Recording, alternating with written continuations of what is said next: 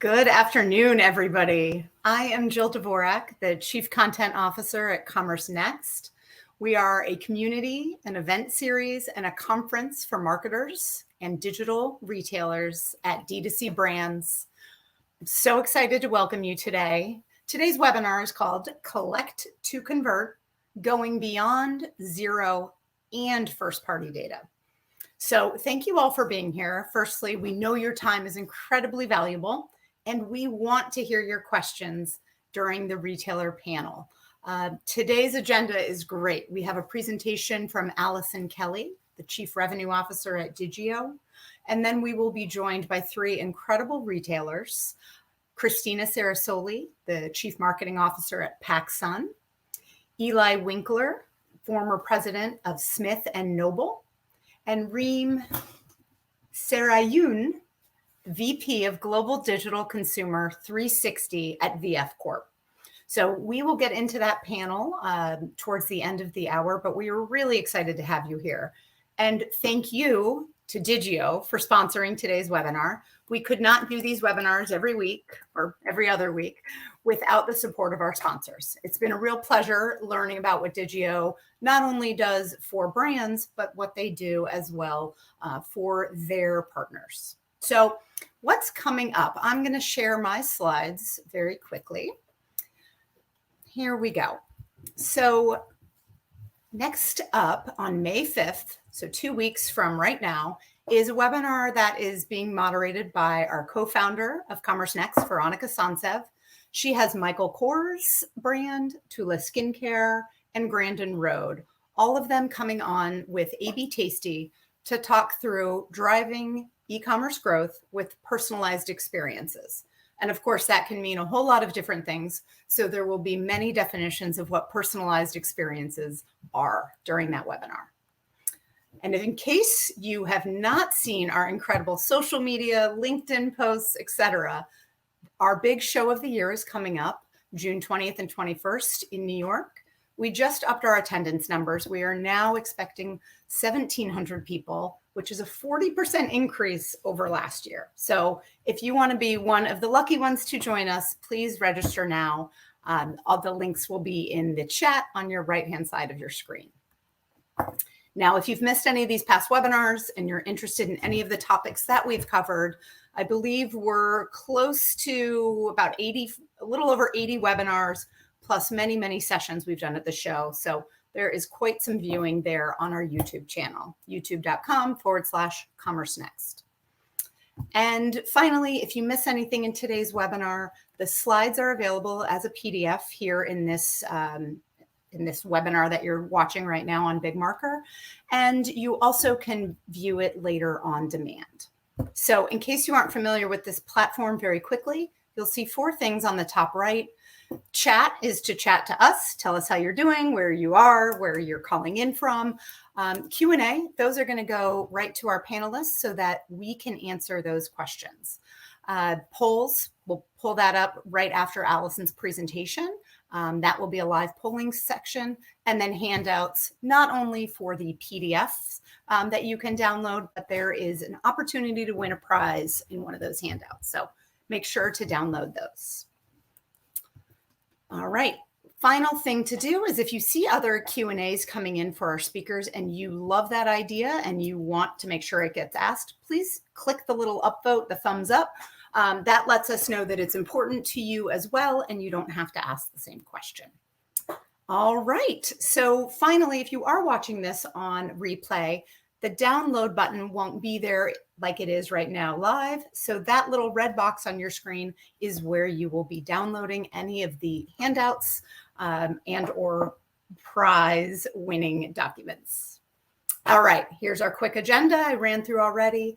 Allison Kelly will be giving us some of her thoughts around not only why it's important to collect, but how to do it, and some creative ways that their partners and their clients have done in the past. So really, really good. And in fact, she had, I don't know, 50 or 60 slides of examples. And we had to say, we need to fit this in quicker. So she has many, many more examples outside of these. And really, these are just some of the, the quick wins that they've had in their long history. So without further ado, I'm going to bring on Allison right now, and she's going to share her screen and go through her deck. So firstly, let me give a proper introduction to you. Allison Kelly is the Chief Revenue Officer of Digioh. For the last decade, Allison has helped build not only next generation marketing platforms at companies you've heard of like Attentive and other giant companies, but she is raising 3 daughters, 2 Shih Tzus, and she lives in the South. And to her words, she may be Southern, but she can talk really fast. So get ready, buckle down, and get your pen out for some notes. Thanks, Allison, for being here. I appreciate that, Jill. That was like the best introduction I think I've ever had. But thank you all for joining us today. As Jill mentioned, my name's Allison. I've spent 11 years in e-commerce marketing. And here at Digioh, I get the opportunity to be able to lead our sales teams, our partnership teams, and be able to also to lead marketing here for us. And we actually eat our own dog food here at Digioh. So we actually use all of our technology as a way to be able to connect actually with our customers day in and day out. Digioh is the leading provider of the collection, the convergence, and the connection of what we call consumer consented data in the market today. We actually work with over 20,000 websites globally, many different types of organizations in the retail sector that you may be familiar with, like Andy Swim and Goop Cosmetics, Benefit Cosmetics. But we also, too, work with 6 out of the 10 largest publishers in the world. In fact, I'm actually here and traveling this week, spending time with one of our newest customers, Dotdash Meredith. So if you have a guilty pleasure of reading People Magazine or People.com and love that celebrity news, go check some of the things that they're doing out with Digioh on their website after we get done today. But without any further ado, we're going to hop into what is consumer consented data, zero-party data, first-party data. How do we actually use that, activate it at scale, and then provide value back in turn, going beyond traditional use cases today? So let's hop right in. What is consumer consented data? Well, in fact, consumer consented data is everything from zero-party data, first-party data, and contact acquisition that a consumer willingly and acknowledges that they're giving to you. And they expect you, in turn, to provide value with that data back to them. But there's a caveat. About 33% of consumers actually trust and believe that brands are using their data responsibly, according to a recent publication by Shopify. There's a disconnect between loyalty, trust, data privacy, and then being able to create, again, that value back in turn that allows you as a marketer to really unleash the next level of consumer consented data in your customer experience and your marketing channels holistically. Now, this is what we solve for here at Digioh across all of our customers that we work with. Everything from looking at, again, that contact data to the zero-party data, the first-party data. I have found that there's a lot of buzzwords in this space throughout my history of being in this industry, and there's a lot of confusion still between zero-party data and first-party data. I hear it used different ways all the time. So as we were thinking about, how's a way to simplify what it is that Digioh actually does? Well, we thought consumer consented data, because you're asking for an email address, you're asking for a phone number, you're asking for a mailing address. You're then also too asking explicit questions through things like quizzes or surveys to your website visitors that are, again, that zero-party data that are explicitly given. When somebody comes onto your site for the first time, they're acknowledging things like, hey, we're going to allow you to track us with third-party cookies. We're also too acknowledging that you're tracking us behaviorally. That's that first-party data. And the recognition that the consumer, again, is giving that consent across the board holistically. So consumer consented data, there it is, new buzzword. We'll see if it sticks. However, what we're going to walk through today are some examples of how do you actually collect this, and then what do you actually do with it? How does it provide value back in turn? And so we think about everything from preferences here all the way through to different variations of interests and affinities, important causation, to then going into actually, again, that contact data and information that's personal info around that particular visitor, that particular new subscriber or new customer as they're engaging with you across your website website and across also to other experiences like your retention marketing or your performance marketing as well. Now, when we're thinking about how this actually occurs and how do you drive experiences through this as a marketer today, there's a lot of different ways that you can create these types of experiences that allow you to collect data. But the key is being able to do this in a way that's engaging, that causes the consumer to also to feel like they're actually having a conversation with you, and be able to have a value again back in turn, such as maybe dropping them to a preferred product on the site, or being able to make sure that you're updating maybe their communications properly based around the consent that they've actually shared with you, that they want to hear with you about, whether it's categories, whether it's the message channel, etc. So one of the most popular ways that we have found all of our customers really gravitating to, especially over the last 9 months, as CAC, cost per acquisition, has increased, as third-party cooking and what's going to happen out there with the Googles and the Apples of the world have also too shifted and changed, as data privacy laws and governance have also too changed in localized regions, not just here in North America, but also too globally.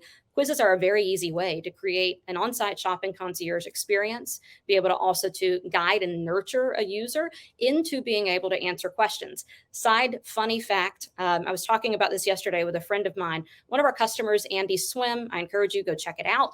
The third question that they ask in their quiz is, what is your bra size? And I don't know about you, but on maybe the second date with what is now my husband, I didn't share that information, nor did I even think about it.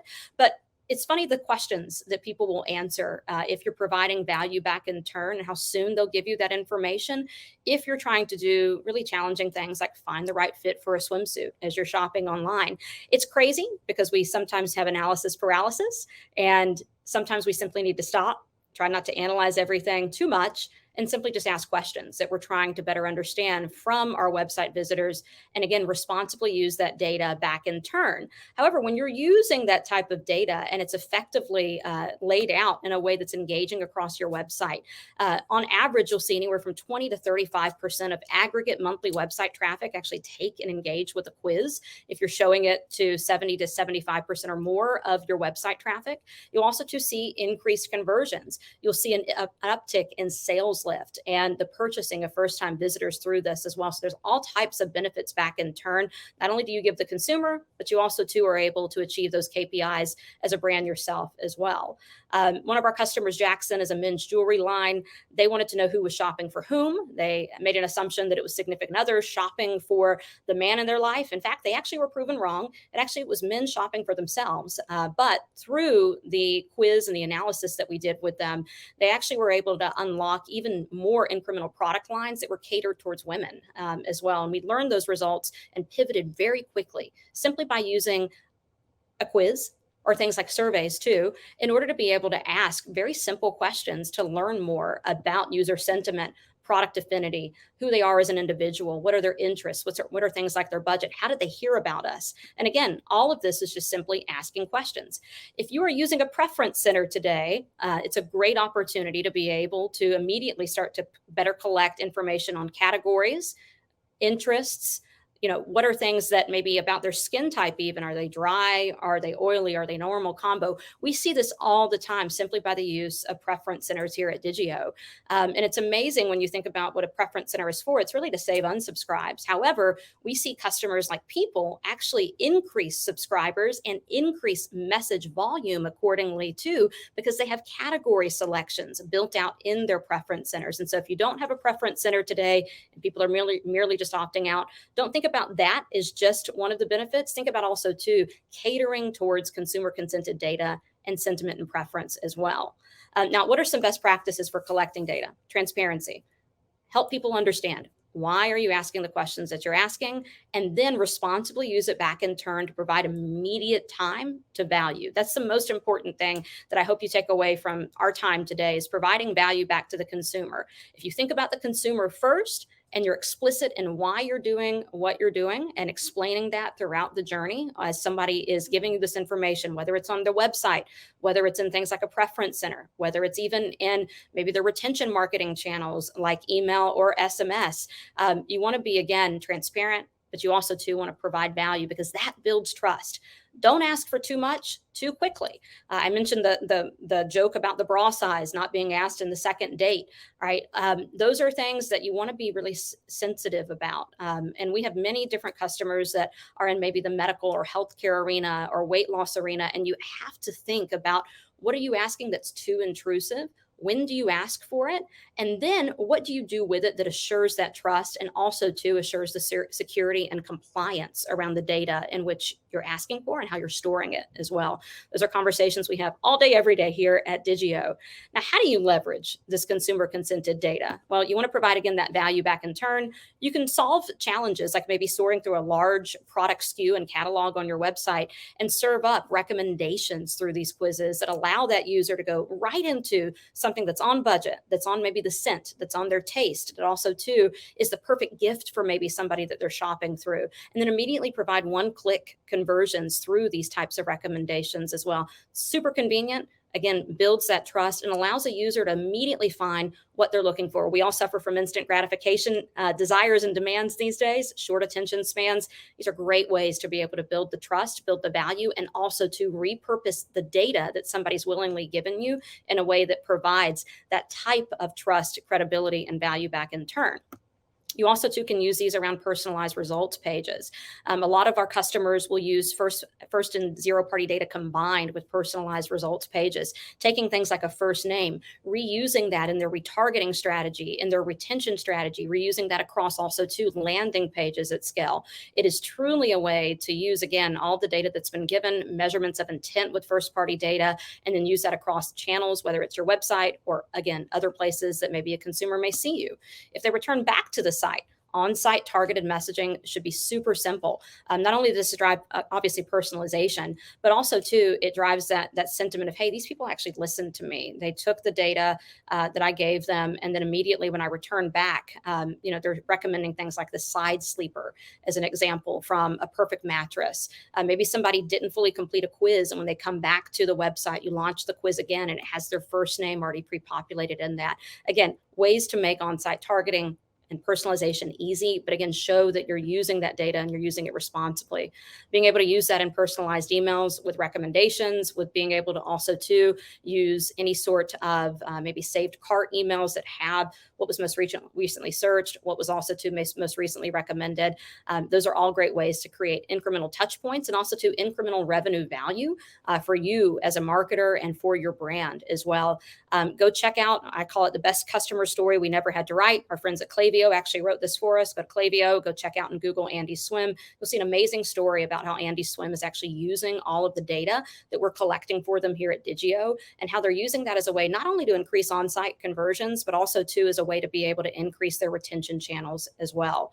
A couple of customer highlights I want to run you through real quickly. Our friends at Bistro MD make great practical healthcare recommendations based around what somebody's goals are from a weight loss perspective, what their sentiments are. Are they a vegetarian? Are they also too maybe diabetic? And then they create customized programs as a way to think about, how do I communicate to this person across every single touch point at scale? So every experience on the site looks differently with the powerful use of consumer consented data. One of our newer customers, Goriana, is fantastic at being able to look at different experiences and creating value across every single touch point too. We're really excited. We're just getting started with them, but the beautiful design work that's engaging, that's captivating, that also too helps with being able to point the individual website visitor to the right place at the right time and collecting data that then is used as a way to, not annoy or overwhelm, but be able to show enhanced personalization through the power of that consumer consented data.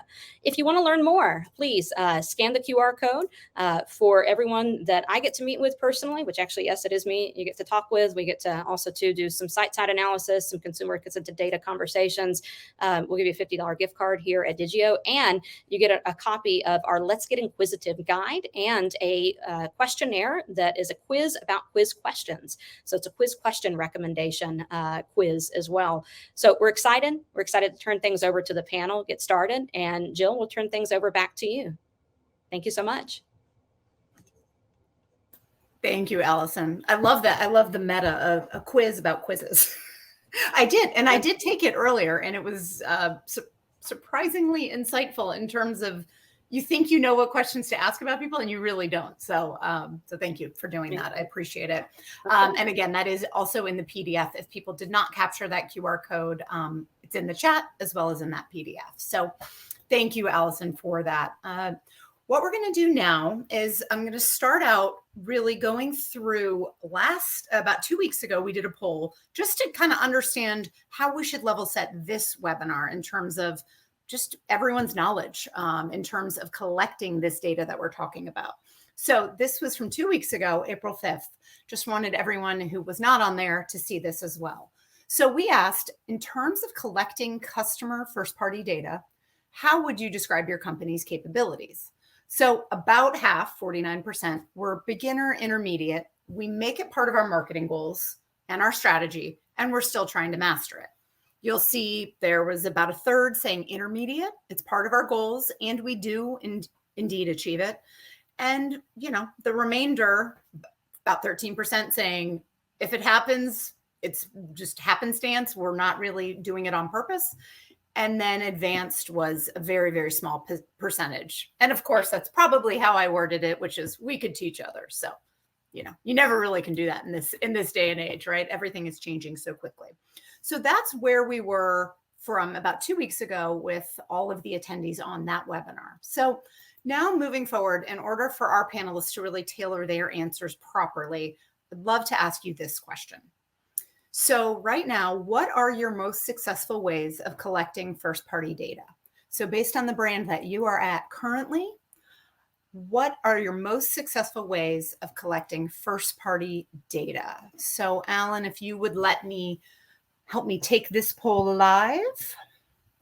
A is surveys. Do you do what Allison just told us about? B, newsletters and blog subscriptions. C, promotions and competitions or other offers. D, customer orders. E, web tracking. F, marketing analytics. G, social media. H, SMS. Or I, affiliates. And I'd probably put social in affiliates as well. So if you are able to see this poll, if you could go ahead and take it, I will look for the results. Pardon me as I look to my other screen. All right, this is great. So customer orders right now is at about 25%. That's letter D. We have about 20% for letter B, newsletters and blogs subscriptions. Those are the two most ahead. And I'd say C, C is the third, promotions, competitions, and offers. So it looks like some of those obviously are these kind of Java pop-ups that we saw on screen in Allison's deck, but there are a lot of other ways that you all are collecting it. The smallest percentage, interestingly, is affiliates. So thank you, Alan. I think we could probably go ahead and close that poll. All right. So coming up, as I mentioned before, in 2 weeks, I'd love to get a read for Veronica's session coming up. So I'd love to ask one final question before we jump into the panel. All right, question number 2 for you. This poll will pop up live now as well. Which aspects of your e-commerce experience do you currently personalize? And please select all that apply to your brand that you work at today. So A, do you personalize recommendations in email? That would be product recommendations. B, offers in email based on what that customer obviously responds to best. C, time and channel of the send. D, recommendations on your e-commerce site, anywhere on the e-commerce site. E, the homepage or the landing page for customers. Or F, something else. And since we don't have an open box in this poll, if you want to put in your chat, in the big marker chat, what other items do you personalize right now on your e-commerce site? That would really help both the panelists next week as well as Veronica make sure that we're tailoring it to not only what you're doing, but what we can learn. So I'm going to look at those poll results, and a quarter of you are saying recommendations on the e-commerce site. That's wonderful. Offers in email is another quarter.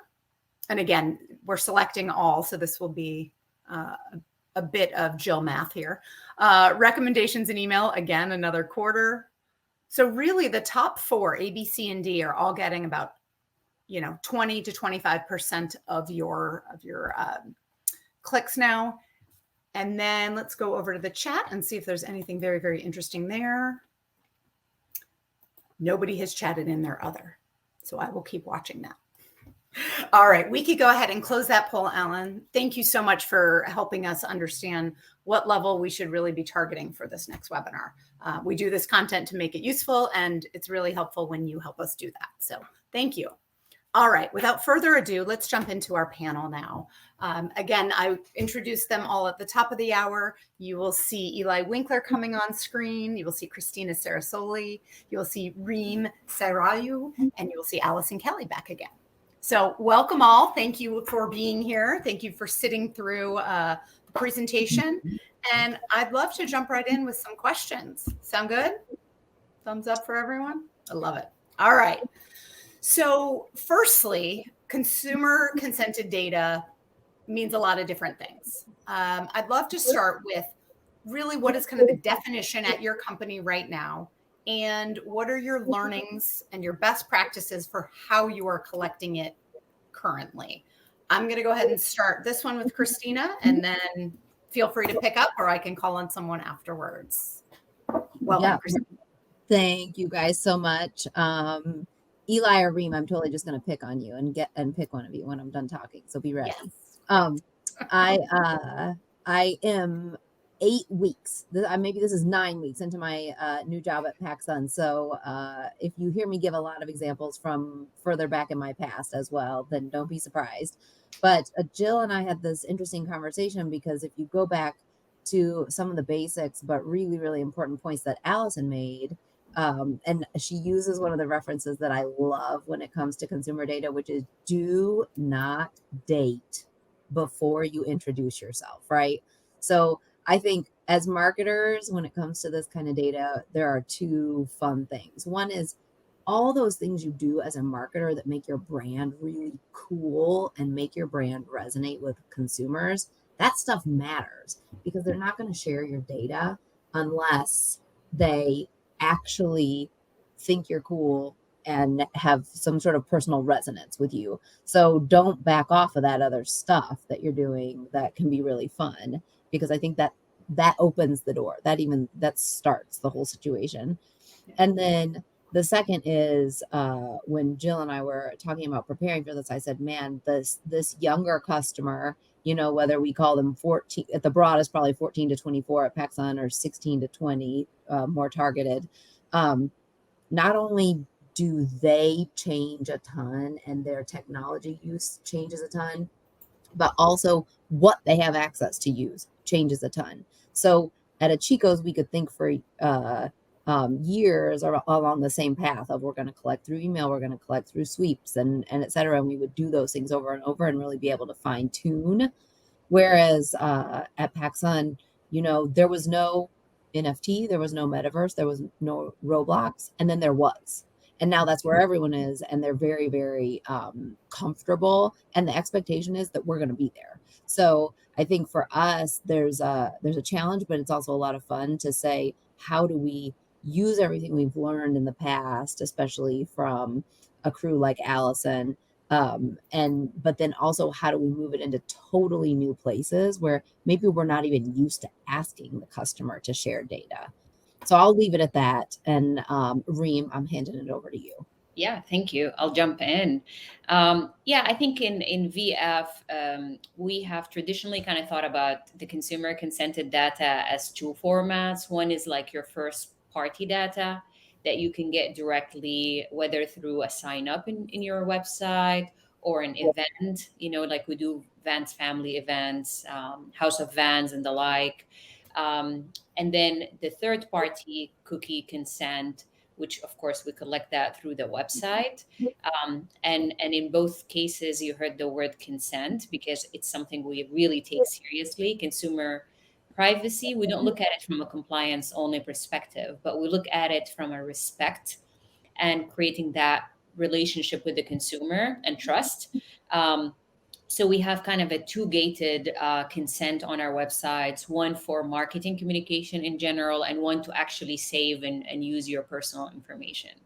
So that's kind of how we kind of look at it overall. And from a best practice perspective in collecting it, like I said, just having the transparency, clear language, being very thoughtful about simply articulating how we're using the data. If you go to vans.com and look at our legal lingo, we have oversimplified it today to where you know exactly what kind of data we're collecting, how we're going to use it.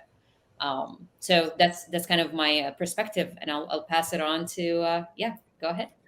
So I just wanted to piggyback off of something that Allison said, and I think was touched on, by others as well, which is an understanding for the consumer of how it's going to benefit them as part of the overall engagement with the brand.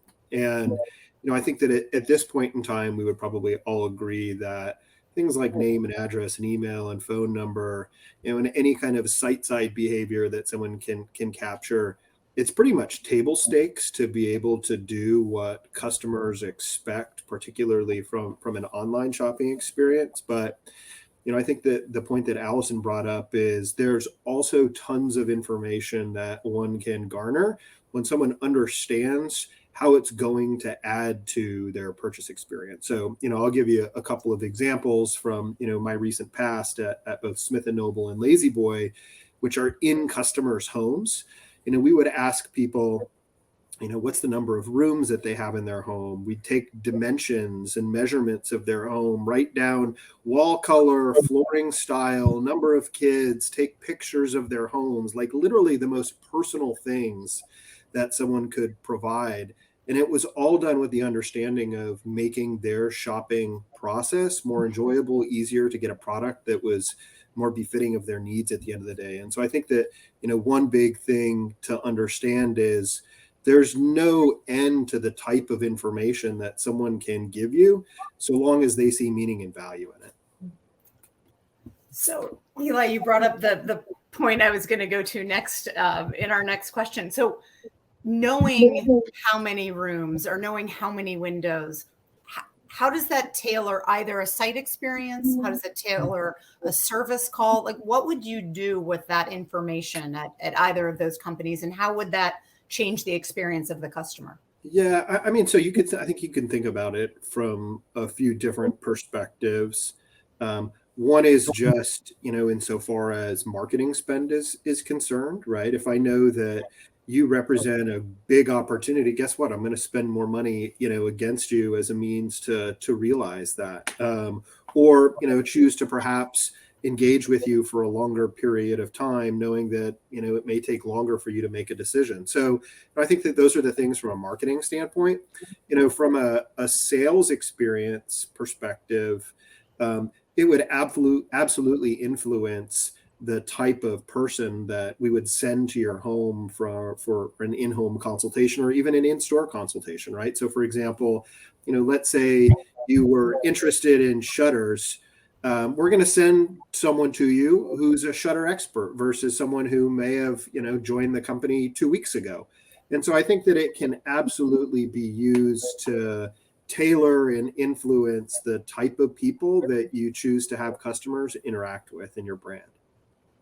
It's interesting. So not only product specific, service specific, but then also potentially, kind of a seniority level from a, an in-home perspective. Yeah. I mean, if you were to just take like retail store metrics, for example, I guarantee you that every retail store ops person, every store manager knows who has the highest ticket, who sells the most units, who sells more of, this category or that category. And I think that there's a real opportunity, even in high frequency brick and mortar retail environments, to get people in front of the right sales associate so that that person is able to close at a higher rate, the customer's more satisfied, everybody wins. Yeah, actually, we had a use case that we did with Cisco Meraki using the access point, the internet provider in the store. we were able to kind of collect information from customers that choose to sign into the app while they're at the store. And the store associate gets to recognize them. They know that, oh, so-and-so is in the store. They're in that kind of area. They're able to walk up to them and say hello, welcome them in, and ask them if they need any help. But the store associate can also pull the information from our consumer database and kind of, in a way, do a live product recommendation. If the customer doesn't find a certain thing, they can recommend the same product in different colors or different products based on their purchase history. And I think that was like quite an exciting way to look at personalization in a different way as we talk about being in store and kind of live, that type of experience. And I would say along these lines, we've done some work with using the consumer data that we do collect to create a personalized experience, even through marketing communications. We segment that data in a certain way. We use advanced analytics to create like propensity and profile models. We're able to kind of target the consumers with the right message for the right people, kind of make them feel like this is more personal to you versus like we're just doing kind of mass targeting. And in a way that also creates efficiency for us and cost saving on the other hand of it. Mm-hmm. And I think maybe you mentioned too that you've got an in-store tool at Chico's. We had a great in-store, I would call it a clienteling tool. And whether that tool is a light one or a more advanced one, it puts some of that personalization power into the hands of the associates. Yeah. And whether they're doing it in the moment or they're able to even send messages and say, hey, something new hit the store front door this morning and it's really cute. You should come in today and see me. All of that, whether it's one-to-one or one-to-many, I think is very powerful. And it's fun to engage the store associate because they'll have a very different approach than the marketing team at the home office about how they use what they know about their best customers. There's a we were talking about Target earlier before we joined this webinar, and side story, my retirement goal is to be a door greeter at Target. Okay. So, and so that's going to happen one day. If you were to run in, I'm not going to run up to you and be like, hey, what's your email address? What's your phone number? I'm probably going to ask you like, hey, nice to see you. What is it that you're looking for? We'll guide you over to, certain aisles or whatever your interests may be, or offer you a credit card too. That's a great one. But one of the things that we have a customer that recently launched with us, and they are a high-end global manufacturing company for high-end appliances. And there's two use cases they had. They had one where they had a high propensity in certain international markets of people that were buying appliances online. They needed to be able to solve for what electrical socket is needed. They needed to do geolocation because of that. They needed to also to have translations in those regions done and be able to actually get sizing measurements to recommend the right appliance. Now, that's an interesting one. This is like one of those really cool use cases that we get to work on here at Digioh. But the other thing that they wanted to also to solve for, that's the online experience. They also too wanted to be able to have the in-store associate have this type of quiz set up on an iPad and walk around with it and be able to actually guide and nurture. However, if you took that quiz online, two things that you could do. You could actually order and yes, make a purchase. You also too could actually set up an appointment in store with an associate through that as well. So it's like a blend of offline, online, in person. And as we saw during the height of the pandemic, like we advanced forward in online purchasing, conversion essentially like 10 years plus. We're not going back from that because Cristina, as you mentioned, kids these days, and I have 3 daughters, 20, 11, and 8. I get my best product ideas on what's happening in the market from my kids and their device consumptions. This is not going away. But what we also too have are folks like us that I want to go walk around Target and spend 5 hours here and have some retail stress therapy. And we've got to be able to accommodate the influx of consumer consented data in store and online and be able to be ourselves too and help and provide value back in turn. So really cool use case. So that electronics and appliance is one that I mentioned. The main driving use case was not only conversion, it was also to mitigating against any sort of returns and raising NPS scores as well. And you can do that through a combination of creative use cases of the consumer consented data as well. So Reem, I love actually that you're thinking about that in store too, and how you were articulating it. And Eli, when you're talking about especially lazy boy specifically, I was like, oh gosh, my husband's retirement goal is to sit in a lazy boy all of his life and play golf every day. So the in-store experience and the number of rooms in your house is a great use case too. So I love that. So let's get into some other real world examples that you all have gone through, and tested out and figured out. So Allison gave a bunch of those. I know in some of our prep, we talked through a few examples. Reem, there was one that you talked through around in your predictive modeling, kind of analytics and segmentation you've done. I believe that was a thermoball campaign. Can you walk us through that one? Yeah, absolutely. So we used data scientists help. We used propensity and profile modeling to understand the consumer's propensity to buy certain products. In many ways, actually, we have found that consumers that naturally have the highest propensity are not the ones we should target, because they're the ones that will naturally actually convert and end up buying your product. So we ended up targeting the mid-tier and the low tier as well, and targeting them more with products we know they will develop interest for based on their purchase behavior in the past. We've seen some great lifts with that. It's kind of really showed us about 27% lift in conversion in thermoball campaign, 22% lift in AOV overall. We've done some other examples of the use of the consumer data with advanced analytics to predict purchasing. We've used also the models in re-engagement campaigns. These are when you're targeting the lapsed consumers that haven't really engaged for a while. We were able to get some really amazing conversion for our test versus control. There was a 51% higher lift for the test group, and a 35% higher revenue. And these are just a few examples. Back to the geolocation, we used the geo information as well as some advanced modelings with the weather to target consumers based on their geolocation and current weather. So the North Face did some targeted messaging, some of it via email, because we know exactly who you are, and some was collaboration with the app, the Weather Channel app that IBM acquired, and we've done ads there based on the weather. So when it's snowing and it's a sudden kind of snow, you're all of a sudden going to see the North Face jacket. We've seen some crazy, amazing conversions through that as well. So just a few examples to share here. Well, and is that all consumer consented? So let's say you're in the IBM weather app and I'm just looking at the weather in Rochester, New York, or wherever I may be. How are you knowing that I am also a North Face? How do you come up with these kind of partnerships? Are they just, existing, or are these, new ideas that you're coming up with based on the predictive analytics? Yeah, absolutely. So using the app, we targeted kind of more masses. So that was more masses, but we knew the locations that our consumers kind of generally, so it's like more of a look-alike kind of segment type of thing. Okay.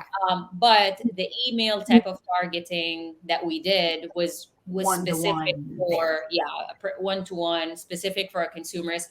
And we recommended the jackets that kind of align with their taste also. So we kind of did a combination of that product recommendation. And hey, by the way, it's going to snow tomorrow. It's amazing. I mean, think how powerful that is. If I'm I see it's snowing, I'm my size, and maybe my kids and my kids' sizes. Jill, don't forget, tomorrow is snowing, and you show me the store that has those sizes. Like, if you take that full funnel experience of making it easier for the customer, that's a true proof point, and it really is incredibly powerful, especially as somebody who forgets to buy their children the next size up sometimes. So that's incredibly useful. Eli, talk to us about some of the experiences or some of the wins, the real life examples that you'd seen either at Smith & Noble or prior at Lazy Boy. Yeah, I mean, and maybe we can talk about the failures at some point too, because when we're talking about wins, there's lots of failures as well. Absolutely, those are important. I think that particularly given some of the feedback that people shared with you during the poll at the beginning of where people are at, I think it's really easy to want to jump into everything that can be done. And it's fun to do that. It's impactful to do that, as Reem just shared. I think that some of the biggest wins for us have just been starting with one piece of data and maximizing the utility of that one piece of information and building off of that. Like, so for example, at Lazy Boy, we'd ask people just for their zip code. And using that one piece of information, we could price products 23 million different ways. And actually, if you were to go on lazyboy.com right now, depending upon where you are, you'll receive one of 23 million different price points. So it's just things like that. And, think about that. You can understand the price impact of someone just based upon their zip code to maximize their willingness to spend. So starting with something like that. At Smith & Noble, it was just their phone number. And certainly we sent people text messages or things of that nature, but just having someone's phone number, if we saw that, they were an engaged consumer who had come to the site a couple of times, then was gone, we could call them and say, hey, what's going on?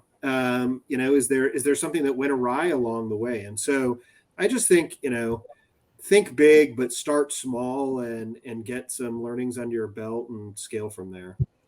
Eli, you bring up a really good point, actually, that a lot of times when I'm working with our customers, and I've seen this, I think, historically across a couple of different companies that I've had the opportunity to be able to be at, people try to go for perfection over presence. And that's when we start to talk about like analysis paralysis. And then what happens is you just never do it, right? Because you make it so complicated that it's impossible to even get to the point of launching, right? As a strategy, as an initiative. And anything around consumer consented data is never a set it and forget it strategy. It needs constant testing and evaluation. But the goal is to be able to identify, what it is that you're trying to solve for, understand what a success look like, and then simply just get started foundationally building from there. I love that you brought that up because it's something that I'll share. Like I repeatedly share even with our internal teams here when somebody wants to come in and do something super extravagant, and it's like, that's going to take you like 4 months to get up and going with all the connectivity that you need. And why don't we just start here? And it's the easiest thing to be able to test, learn, and optimize from as well. So, well, I think there's a question around what does it show up like in front of the customer, right? So there's a speed to learning that all of us, the faster you start learning, the better in some ways. And then the other is, at PacSun, we could say, oh, we think you're a girl or a guy. Oh, we think you like denim more than whatever, right? Like, and I'm sure everyone else could do the same. You can just funnel someone down to this very minute experience. But then what about the joy of discoverability, right? Or what if you've got something wrong and they say, oh, well, I'm a girl or a guy, but I also like to shop everybody's t-shirts because I wear everybody's t-shirts. So there's a question around how smart do we think we are and how fast can we get it done? But then how does the customer feel when they start to experience that? And Reem, you gave the example, I'll say it, Soma, we were able to look at not propensity to buy, but propensity to buy next category, but then also the overlap of which next category made that customer on the path to a higher value customer. So we use that funnel to say, okay, let's put them in a path that feels natural to them, but then let's also try and dovetail it with something that gets them on a path to a higher value LTV with us, and hopefully that felt natural, but also you know was a win-win. Though I'm not gonna lie, I like being able to see 83 million prices or whatever it was. 23 million. That's 23. insane. That's Sick. might as well be 83 million. Okay, well, Eli, you brought up, and I'm happy to go a bit, outside. Are there failures of things you've tried that have not worked? Questions you've asked customers or potential customers that didn't work, or ways you went about trying to get the information and it just didn't work? It might have been the wrong time, the wrong place, the wrong question. If anyone wants to share that, I'd love to hear. I'll share. And I guess I would just say that if you don't have some failures, you probably haven't done enough.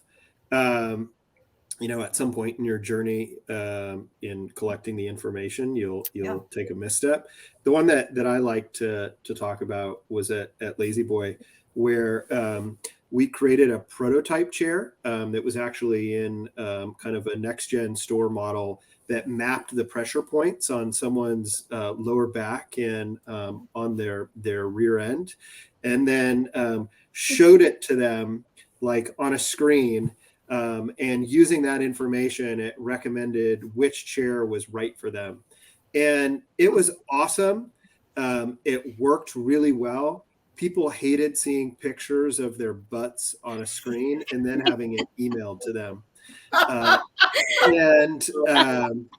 You need the wide chair, Jill. Yeah, exactly. So I think my recommendation would be sensitive to the things that sometimes are left unsaid for the right reasons. Well, and I mean, I hate to say that I have a segue to that one, but here goes. Did you use the chair? Oh. What? On the chair. No. Do not send me a picture of my derriere, please. Yeah. But at Soma, we were approached by a technology that was body mapping technology. And maybe TMI for some of you, but as any woman on the call will know, that getting yourself fitted for a bra is not high on the list of cool and fun things. Yeah. Blah. And so we were always looking for technological innovations around, like, could you stand in front of a mirror and get body mapped? And then it would tell you what bra to use.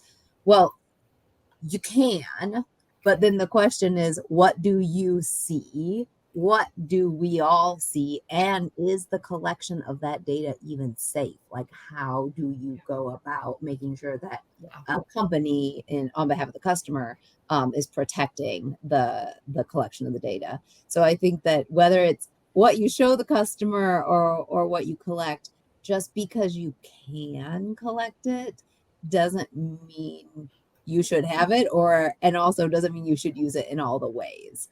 So I think, I think there are going to be some great technologies coming that we'll all want to use. The question is, can we figure out how to use them safely for our customers? Right. Totally agree. Go ahead, the whole chair instance, Eli, reminds me of growing up.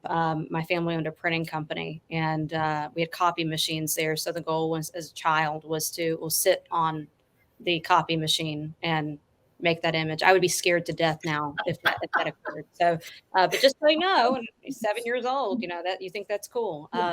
One of the things that's like a really easy kind of tactic, actually, outside of cool things like butt mapping, is It's actually what we called it, by the way. So, oh, really? Yeah. That's hilarious. I probably, we have some conversations to be had about this one. Basically on the collection of data that we always recommend to our customers is like in a user journey on your website, especially, or maybe in your mobile app too, as we have that option. Don't ask more than 6 to 8 questions in a single session. Because what ends up happening is it just becomes too much. It's invasive at that point. It's not, it's not something that allows you to be able to really effectively provide the value back in turn. And then people are like, why are you still sitting here asking me these questions?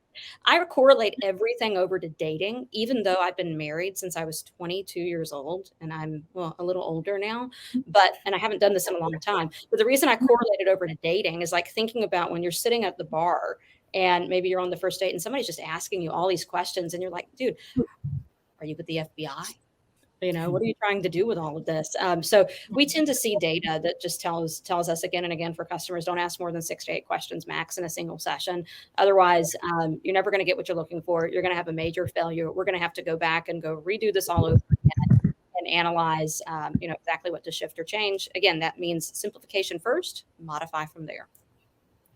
So Allison, perfectly timed. We just got a question in from Ishan Rakshit, and I hope I did not pronounce that horribly. I apologize. The question is, does collecting this first-party data on the website have a trade-off with conversion rates? Mm-hmm. So I've seen, potentially pushing customers to answer questions could lead to drop-off or abandonment. What are ways to kind of circumvent that, and how do you balance them? And does it depend on the brand or the retailer as well? I can jump in on that one. Please, Yeah, so I think there's a balance, right? I think as you think about collecting the customer data, like you have to have not a very complicated, but at least a clear picture of what's your data strategy and kind of phase out the collection of data. So know what is your minimum amount of data that you need to know something about the consumer. What's your base? A way to kind of prevent people from getting annoyed and like leaving the site is kind of thinking about techniques like progressive profiling. What it really means is you think about it all the way, even from signing up to creating an account or throughout every time they come back and visit. When somebody creates an account, what are the minimum kind of core pieces of data that you can get? Is it enough to get the first name, last name, email?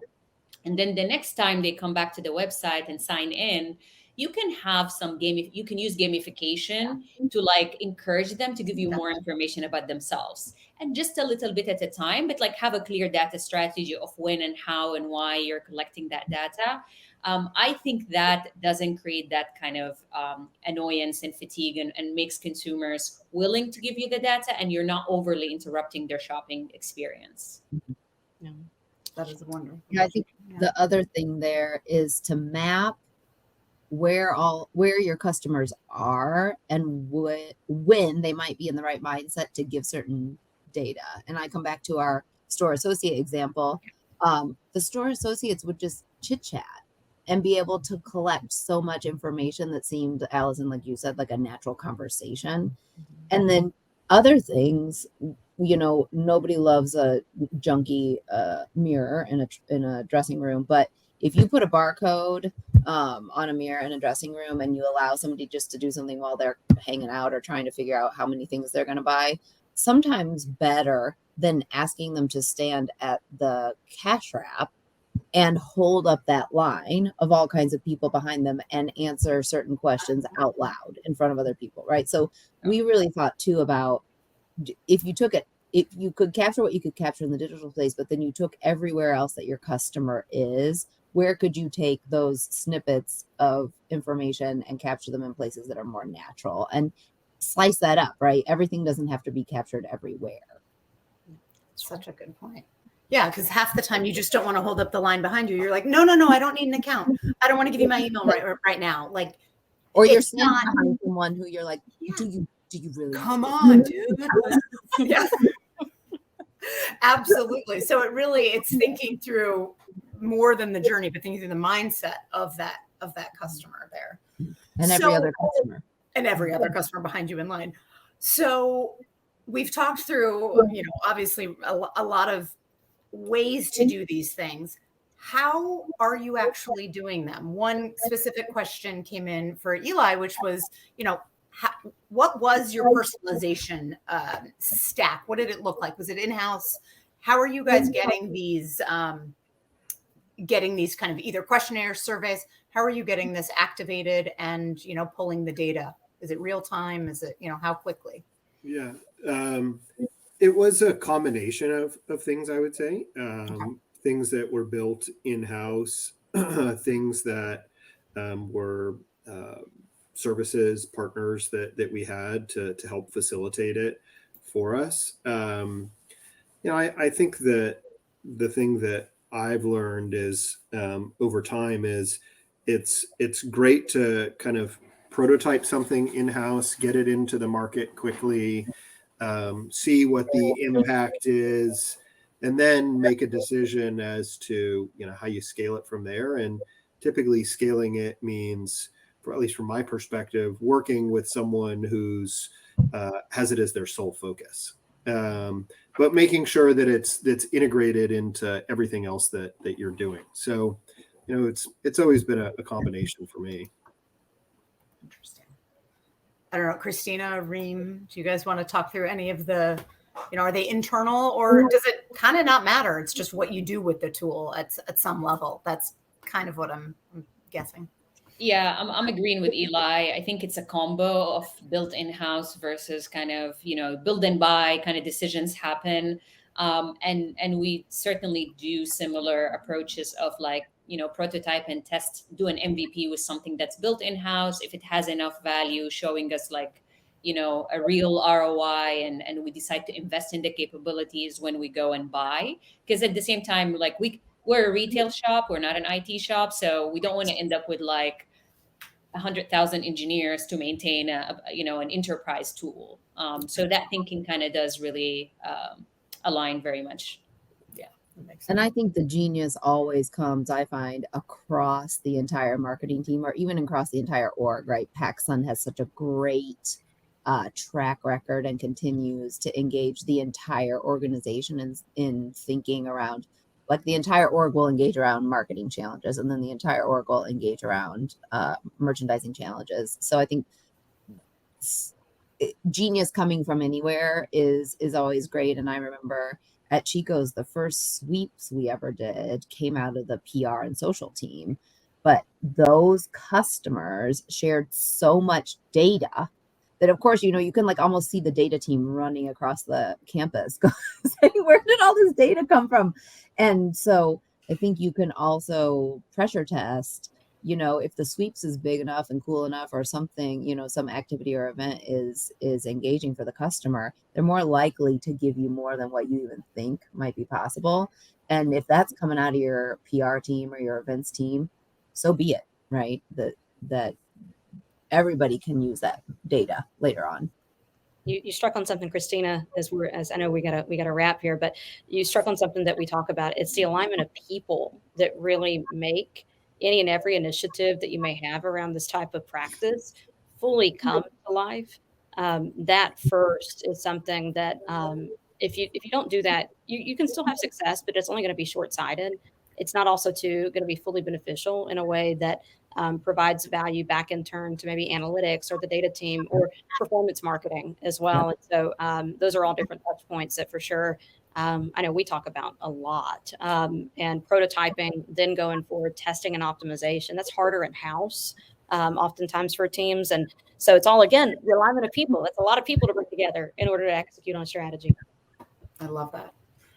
Well, thank you all. I know we can keep going with questions, but I want to respect everyone's time. Thank you for joining, to the whole CommerceNext community out there. Thank you to the panelists. Thank you, Allison, so much for being here, and two of you being in hotel rooms, traveling around the country, spreading all of your marketing genius. So thank you so much.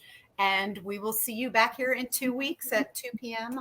For the next CommerceNext webinar. So thank you all. Have a great one. Thanks, everyone. Thank you, everybody. Thanks all.